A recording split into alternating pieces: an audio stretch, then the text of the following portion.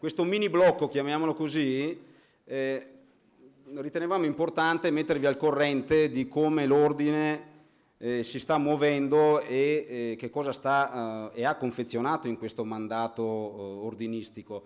E la mia sarà una brevissima relazione su un'indagine conoscitiva, non tanto per sapere chi siamo, perché penso, spero, ma soprattutto credo sappiamo chi siamo, ma per vedere effettivamente che cosa facciamo, ma nel senso buono del termine, cioè vedere dove le nostre colleghe, i nostri colleghi neuropsicologi o psicologi professionisti in ambito neuropsicologico, perché purtroppo a livello nazionale, per quanto stiamo combattendo ancora, sapete che in Italia la figura di fatto non è riconosciuta, quindi stiamo portando avanti una battaglia col Ministero che ancora si protrae, ma insomma, qualcosa abbiamo prodotto, perché siamo una delle poche regioni che ha prodotto una delibera di requisiti minimi per poter essere classificato psicologo competente o professionista in neuropsicologia. Tanti mi scrivono, possiamo metterci il titolo neuropsicologo o neuropsicologa? Allora, non è reato scrivere neuropsicologo o neuropsicologa. Di fatto però legislativamente, giuridicamente non esiste la figura, perché se lo mettete non andate incontro a nulla, ve lo dico molto sinceramente, non andate incontro a sanzioni disciplinari, non venite all'attenzione della commissione deontologica. Diciamo che deontologicamente non sarebbe corretto scrivere neuropsicologo e neuropsicologa ancora adesso. La nostra delibera è già stata trasmessa l'anno scorso al Ministero, perché sapete che noi adesso afferiamo al Ministero della Salute, e probabilmente tra varie crisi di governo non so quando avranno tempo di leggerla e di valutarla, speriamo comunque, noi continuiamo a martellare su questo.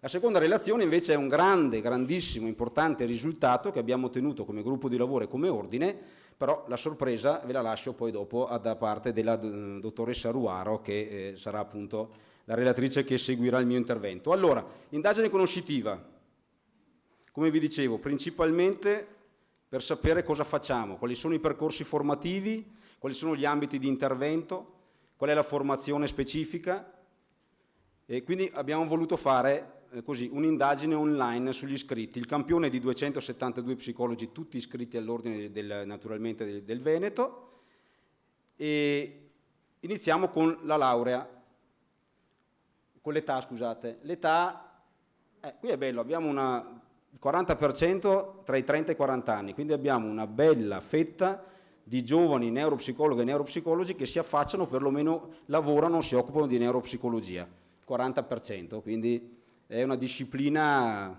che attrae la nostra categoria sicuramente, e via via tutti gli altri, un 24% magari non giovani ma giovanili, perché 40-50 ci faccio parte di quel settore lì, quindi, e poi via via anche, vedete che ci sono anche neuropsicologi di una certa, diciamo, esperienza, mi guardano già male. Laurea ci sta con questi dati, 52% il vecchio ordinamento, il 48% poi con la riforma del nuovo ordinamento. Parliamo del campione che abbiamo preso a livello rappresentativo.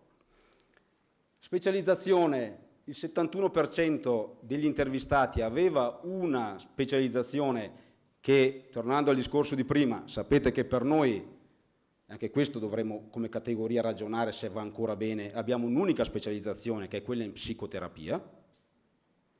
Ok? Il 71% degli intervistati aveva una specializzazione in psicoterapia, e qui magari poi sarà un confronto che dovremo fare, sarà un bello magari, non so, valutare con il prossimo mandato come muoverci. Forse è arrivato il momento anche per noi psicologi di specializzarci nei vari settori. Forse è arrivato il momento nel 2020 di cambiare quella disciplina che è ferma dall'85 di fatto. È una disciplina che sta ferma più di 30 anni, è una disciplina che tende a rimanere probabilmente un po' che arranca, annaspa e rincorre, e non dobbiamo farci superare da altre discipline che tentano furbescamente di appropriarsi di terreno nostro, ma che cerchiamo di bloccare il più possibile, dove cerchiamo di stoppare quando troviamo, soprattutto con la commissione deontologica e tutela della professione, troviamo invasioni che non c'entrano nulla con la psicologia e la neuropsicologia. Come vi ripeto, la neuropsicologia è una branca molto appetibile, che dobbiamo assolutamente difendere. Penso che tutti i relatori anche di altre regioni annuiscono, e questo mi fa molto piacere. Il master, sapete che ci sono vari master a livello universitario e non, il 55% non ha un master. di neuropsicologia, più della metà, master in neuropsicologia di disturbi cognitivi acquisiti, poi è diventato master in neuropsicologia e psicologia forense, c'è anche quello evoluto, si è trasformato, un 55% non ha magari un livello aggiuntivo di specializzazione alla laurea o alla diploma di psicoterapeuta. L'attività, come vedete, scusate, questo qua, perché l'attività abbiamo cercato di incrociare, ed è stato un lavoraccio, i vari ambiti in cui i neuropsicologi lavorano. Il dato che emerge, come vedete, non fa 100%. Perché? Perché la cosa bella e interessante è che noi neuropsicologi, essendo multitasking, siamo molto e ci intrecciamo con varie discipline che non è solo il diagnostico puro, non è solo il riabilitativo puro, non è solo la consulenza pura, ma ci mescoliamo in senso buono all'interno delle 3 realtà cliniche, diagnostiche, terapeutiche e riabilitative. Cioè noi non facciamo solo diagnosi, ma veniamo chiamati a fare anche consulenza, veniamo chiamati a fare riabilitazione, veniamo chiamati a fare dei protocolli, veniamo chiamati a fare supervisione. Siamo una grande, vedete, branca lavora tra privato e privato convenzionato, perché anche quello lì è un grande settore che bisogna valutare e monitorare bene, perché nel pubblico, diciamocelo francamente, non c'è posto per tutti, per cui il convenzionato, che è un'altra branca, un'altra area molto importante, e il privato sta emergendo, e molti dei nostri colleghi e delle nostre colleghe sono appunto assunte a questo livello, e questo un po' ce lo aspettavamo. E infatti vedete le percentuali come sono non eterogenee, perché passiamo dalla diagnosi alla riabilitazione, la formazione occupa un 53% dei nostri colleghi, la formazione. Perché comunque come psicologi, professionisti in neuropsicologia siamo molto considerati anche a livello formativo, perché la neuropsicologia è considerata una branca ben definita, una branca dove c'è una certa specializzazione delle nostre colleghe e dei nostri colleghi, e dove siamo anche in grado di dare dei dati misurabili e anche oggettivi, e questo non è poco rispetto a 10-15 anni fa. Pensate che 10 anni fa la forense era sotto il 10%, era tra il 6 e il 7%, siamo già al 16,10 di 272 colleghi coinvolti nel sondaggio. Anche il forense sta diventando una parte della nostra disciplina molto interessante, molto produttiva, e che sta dando dei risultati importanti in termini di consulenza e anche occupazionali. Quindi sta cambiando, ed è un bene per la categoria, il fatto che una volta ci vedevano come chi somministrava i test. E qua lo dico sempre con forza ai miei tirocinanti e anche ai giovani colleghi e anche ai meno giovani. Guai a noi ad essere considerati o appiattiti sui testisti. Il neuropsicologo non è un testista, il neuropsicologo è una figura professionale assolutamente capace e competente che utilizza i test per arrivare a qualcosa di molto di più, da una diagnosi differenziale, a un protocollo riabilitativo, a una consulenza clinica, a un'indagine forense. Questo è fondamentale, che questa visione sta letteralmente cambiando. Grazie a tante colleghe, a tanti colleghi, e anche un'attività del gruppo di lavoro di neuropsicologia e dell'ordine che da 10 anni sta andando avanti e sta finalmente colloquiando e si sta sedendo ai tavoli che contano a livello istituzionale, sia quelli regionali sia quelli nazionali. E questo è stato un successo, ancora magari all'inizio, ma è sempre un successo. E poi dopo la Cristina Ruaro vi dirà il primo grande successo che abbiamo ottenuto. Questo è il gap. La media è di 17 ore settimanali.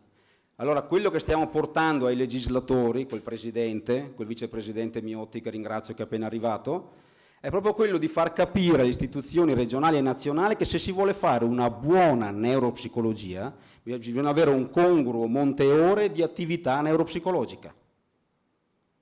Non si deve confondere attività di altre figure professionali e scimmiottarle e scambiarle per un qualcosa di neuropsicologico. No, la neuropsicologia è una disciplina universalmente riconosciuta, ha una sua valenza, ha una sua importanza, ma per essere fatta bene, e penso che tutte le relazioni che avete sentito in questa mattinata lo confermino, ci vuole il tempo adeguato e congruo per poterla fare. 17 ore settimanali sono ancora poco. Piccola bella notizia, 10 anni fa col gruppo di lavoro interdisciplinare sulle demenze avevamo fatto un censimento, questo monte ora era 5,7 ore. In 10 ore è triplicato, in 10 anni è triplicato. Vediamo di non farne passare altri 10 per arrivare a 34, che sarebbe già un ottimo risultato. Permettetemi, concludo, di ringraziare le mie compagne e i miei compagni di viaggio del gruppo di lavoro di neuropsicologia, la dottoressa De Biasi, che non c'è, il dottor Melendugno, la dottoressa Meligrani, il dottor Pitteri, la dottoressa Ruaro, che adesso conoscerete, la dottoressa Sala, il dottor Signorini, la dottoressa Tessari e la dottoressa Zara. Grazie a questo meraviglioso gruppo per avermi supportato e qualche volta sopportato anche, lo so, però penso che i risultati siano arrivati. Come vi dicevo, c'è una delibera che potete richiedere all'Ordine, una delibera approvata all'unanimità dall'Ordine nel 2016, dei requisiti minimi per poter essere classificati come competenti in neuropsicologia. È un primo passo e non è vincolante, non fa concorso, non fa punteggio, ma è un primo passo.